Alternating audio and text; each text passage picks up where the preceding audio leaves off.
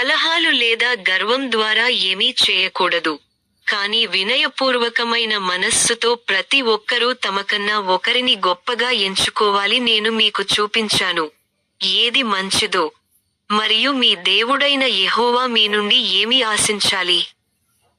న్యాయంగా వ్యవహరించడం, కరుణను ప్రేమించడం మరియు మీ దేవునితో వినయంగా నడవడం తప్ప. గౌరవాన్ని వారసత్వంగా పొందే రహస్యం ఇదే. జీవితంలో నిరంతర నిందను ఎందుకు చిక్కుకుంటారు? మీరు ఇతరులను తక్కువగా అంచనా వేస్తారు. ఇది మీ జీవితంలో లోపానికి కారణం.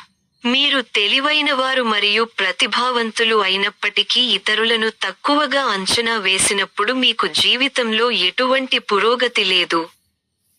మీరు నిరాశ చెందుతారు మరియు చంచలంగా ఉంటారు మరియు మీ స్తబ్దత పరిస్థితికి పరిష్కారం కోసం నన్ను వెతుకుతారు. ప్రతి మానవుడి జీవితంలో మంచి మరియు చెడు ఉంటుంది. మీ కళ్ళు మంచి కోసం మాత్రమే తెరవబడతాయి. మీరు ఈ రోజు సంక్షోభంలో ఉన్నారని మీరు ప్రకటించిన ఫలితంగా, జీవితంలో మీ అదృశ్య గాయాలను నయం చేయడానికి, మీ సంక్షేమం కోసం నేను దీన్ని మీకు అనుమతిస్తున్నాను. హోస్ట్ ప్రభువు చెప్పండి. మీకు శుభదినం. దేవుడు మిమ్మల్ని ఆశీర్వదించుగాక.